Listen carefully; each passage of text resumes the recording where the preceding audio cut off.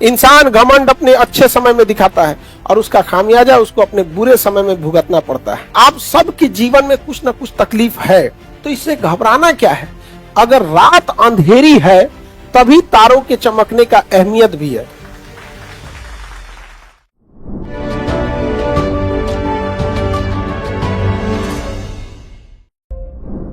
हमको सबसे बड़ा गिफ्ट चाहिए आप लोग की नौकरी।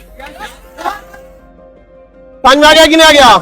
तो सारे लड़के लोग लड़की लोग ऑनलाइन ऑफलाइन जहां भी हैं, सबसे बड़ा हमारे लिए गिफ्ट होगा, आप अपनी सैलरी से माता पिता के हाथ में एक बार पहली सैलरी रखिए, वो मेरे लिए सबसे बड़ा गिफ्ट होगा। अभी आप लोग के लिए ठीक ठाक समय है। समय ठीक ठाक इसलिए है कि अभी आप लोग नए नए आए हैं पटना के लिए, नए नए आए हैं। एक समय बीतेगा ना तो गार्जियन का प्रेशर आने लगेगा, खुद से एक अजीब लगने लगेगा, खुद से लगेगा अजीब कि हम इतने साल से हो गए हैं अभी तक रिजल्ट नहीं हुआ। तो खराब समय में ही अच्छे समय में अपने खराब समय की तैयारी कर लीजिएगा। और जो गलती पूरे बिहार वाले कर रहे हैं वो नहीं करेंगे। हम बिहार वालों को पीछे केवल हम लोग अपने आप को पीछे करके रखे हैं। लोग यहाँ रीजन समझते क्या, हम लोग क्या करते हैं ना कि जब हम लोग का अच्छा समय आ रहा होता है तो हम सबसे घमंड में हो जाते हैं, ऐठ में हो जाता है। अरे हमरा कौन करेगा रे, तुम देख लेंगे, धुआं धुआं कर देंगे, ये कर देंगे। गलती से नहीं। इंसान घमंड अपने अच्छे समय में दिखाता है और उसका खामियाजा उसको अपने बुरे समय में भुगतना पड़ता है। हम लोग देखिएगा आज अपने गांव मोहल्ला में देखिएगा, शहर में, रिश्तेदार में देखिए, एक दूसरे से जलन जरतुआ ही रख रहा है। जानते हैं क्यों? क्योंकि उसका ठीक समय चल रहा है। आप अपने ठीक समय में आप किसी को नीचा दिखाइएगा, जिस दिन समय खराब रहेगा उस दिन तो वो आपका साथ नहीं देगा बल्कि और फायदा उठा के कचर देगा। और ये चीजें इतनी बड़ी पैमाने पे हो रही है जिस वजह से कोई किसी के साथ नहीं दे रहा है। इसलिए कभी किसी का मजाक नहीं उड़ाइएगा यहाँ पर। और आप सबके जीवन में कुछ ना कुछ तकलीफ है, तो इससे घबराना क्या है। अगर रात अंधेरी है तभी तारों के चमकने का अहमियत भी है कि नहीं? जीवन में अगर तकलीफ ही नहीं होगा, चुपचाप एक अमीर घर में जन्म लिए, खाने पीने का कोई कमी नहीं था, आधा घंटा पढ़ते थे, मम्मी हॉर्लिक्स लेके आ जाती थी, बाबू पी लो। तो जो जो समाज में बोला था ना कि लड़की को क्यों पढ़ा रहे हैं, लड़की को पढ़ाए क्या फायदा है, उसके घर के सामने आधा घंटा वही नगाड़ा बजवाइएगा। नहीं समझ में? आधा घंटा। बहुत सारी लड़कियों को लोग पढ़ाई से रोक देते हैं। अच्छी अच्छी लड़कियां जो पढ़ने में बहुत अच्छी हैं, उनको भी गार्जियन रोक देते हैं। उनकी थिंकिंग पता नहीं क्या हो जाती है जिसका। अच्छा, कई आदमी हम लोग से कहते हैं कि लड़की से नौकरी नहीं कराना है। मत कराओ यार, पढ़ा देना, डॉक्टर बना दो। नहीं करना है, नहीं करेगी। नहीं समझाएगा? आपके पास कोई चीज है तब छोड़ दीजिए, तब ना महानता है कि बिना छोड़े कर। उस तरह तो हम कह देंगे अमेरिका के राष्ट्रपति बनने का मन नहीं था, राष्ट्रपति बनने का मन नहीं था। ये कोई बात है? तो गलत लोग भी माँ बाप अगर भेजे यहाँ पढ़ने के लिए तो उसका सदुपयोग कीजिएगा। यहाँ जो नए नए वादे करते हैं सब लड़के लोग, या लड़के लोग, आप लोगों को भी बहुत मन लगता होगा ये सब बातचीत करने में। याद रखिएगा, स्टूडेंट लाइफ में जिस चीज से आपको बहुत खुशी मिली होगी ना, जिस लम्हों में आप खूब खुश रहेंगे ना, 2-4 साल बाद उन्हीं लम्हों को याद करके रोएंगे कि ये गलती नहीं किए रहते तो आज हम भी सफल होते।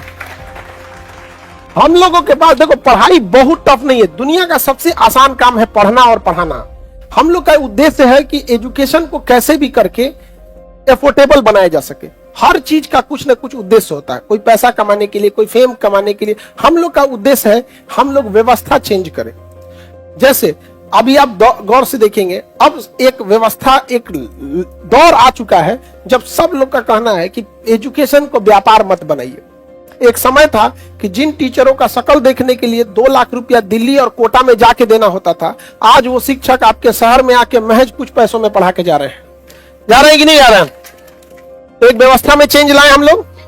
पहले रक्षाबंधन लोग घरे में मना लेते थे। आज व्यवस्था में वो चेंजिंग आई है कि पूरी दुनिया देखती है कि रक्षाबंधन कैसा है। नहीं समझ आ गया? कोई जैसे अंबानी साहब अपने बेटा के ब्याह में बहुत खर्चा किए, उनका अपना शौक है, हमारा अपना शौक है। हम बहनों की राखी में अपना दिल खोल के खर्च करते हैं यहाँ पर। नहीं समझे? हमको नहीं लगता है कि शाकाहारी में उससे ज्यादा आइटम कभी बनता होगा यहाँ पे। हाँ, हमेशा कुछ ना कुछ बढ़ाते ही रहते हैं यहाँ पर। और उस दिन मांसाहारी नहीं ना खाया जाता है जी, हर मांसाहारी में किचाइनो ढेर हो जाता है, तो उस दिन तो हमारा अपना व्यवस्था, दो चीजों में चेंजिंग हुआ कि नहीं। तीसरी, आप गौर करिएगा कि पहले एक टेस्ट होता था एग्जाम वगैरह पे, हम लोगों ने एक नई व्यवस्था स्थापित करने की कोशिश की कि जिस तरह से आयोग सेंटर बुक करता है, वहां एडमिट कार्ड जारी करके एग्जाम का सेंटर लेता है, अब हम लोग उस तरह से जो भी कंपटीशन, चाहे वो बीपीएससी हो या फिर दरोगा हो या अभी यूपीएससी आ रहा है या जो भी सचिवालय लेवल का, उसमें हम लोग सेंटर भेज के अब वहां एग्जाम कंडक्ट कराएंगे। तो पहले कोचिंग में टेस्ट होता था, अब हम लोग की मेरा मुख्य उद्देश्य यही है कि धीरे धीरे 6 महीना साल भर के अंदर इसे व्यवस्था के रूप में स्थापित कर देंगे।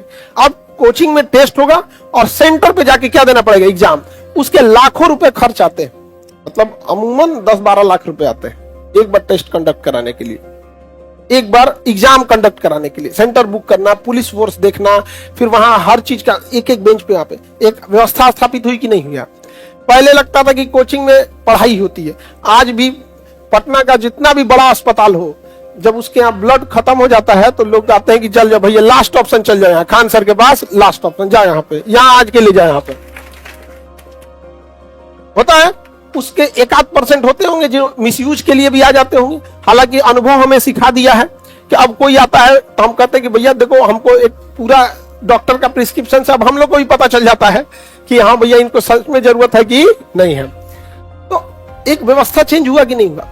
तो कहीं पे भी आप रहिएगा, चाहे जिस डिपार्टमेंट में आप जाइए, वहां कोशिश कीजिएगा कि कोई एक व्यवस्था चेंज करे। आज अगर कोई रिक्शा वाला, सब्जी वाला या कोई ऐसा व्यक्ति है जो बच्चे को नहीं पढ़ा सकता है, जो बहुत अंडर मतलब पॉवर्टी के बहुत नीचे है, तो उसको एक उम्मीद के तौर पे केजीएस को देखता है कि नहीं हम वहां भेज के हम अच्छा से पढ़ा देंगे यहाँ पर। और आप लोग को जब भेजा गया है तो उसका यूज कीजिए। मिसयूज करेंगे और खाली हाथ लौटेंगे तो खाली हाथ लौटने से ना सबसे ज्यादा तकलीफ आपको आए ही क्यों थे जब खाली हाथ लौटना था। तो क्योंकि जब आप एक अभी क्या है कि आप पढ़ाई लिखाई कर लिए, और पढ़ाई लिखाई करने के बाद आपकी वो थिंकिंग ब्रॉड हो गई है कि हमारी पर्सनल लिबर्टी भी होती है, हमारे राइट्स भी हैं, हमें भी इज्जत चाहिए, समाज में बराबरी का हक चाहिए। लेकिन अगर अब खाली हाथ लौटिएगा ना, खास करके लड़की लोग, तो जीना और मुश्किल हो जाएगा। छोटा बच्चा को देखिए ना, उसको नया खिलौना दिला दीजिएगा ना, नया खिलौना, तो मेहमान के सामने अपने गड़िया के रगड़ेगा, देखिए मेरा गाड़ी कैसे भाग रहा है, आपको क्या लगेगा, बच्चा है अभी।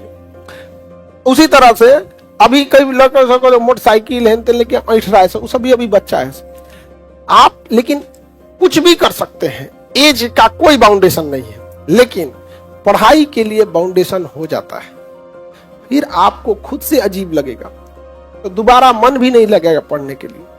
तो बेटर ये है कि ये मौका है, इसको मत गंवाइए। अगली साल आप लोग मोक्ष प्राप्त करके, ये मोक्ष का मतलब फॉर्म भरने, दोबारा भरने, एडमिट कार्ड डाउनलोड करने, एग्जाम देने, एग्जाम सेंटर पे जाने, फिर वापस लॉज पे आने, फिर फॉर्म भरने, ये सब जो बार बार पुनर्जन्म हो रहा है, इससे क्या पा लीजिए, छुटकारा, मुक्ति पा लीजिए। समझ में आ गया कि नहीं गया? नहीं तो लड़का लोग तो कहियो ना कहियो कामयाब हो जाता है। कामयाब इन द सेंस लड़कों से क्या उम्मीद किया जाता है, गार्जियन इनकी खुशी, बाहर में जाए सभी कामयाबी। ये कमाएगा नहीं ना तो इसका जीवन नरक है, इसका जीवन एकदम नरक है। यहाँ पर एक उदरिया कह रहा है यस सर, अरे बकलवा तुमको जो अभी लग रहा है यस सर नो सर ना, एक दिन रोएगा, नहीं समझ में आएगा तो यहाँ पर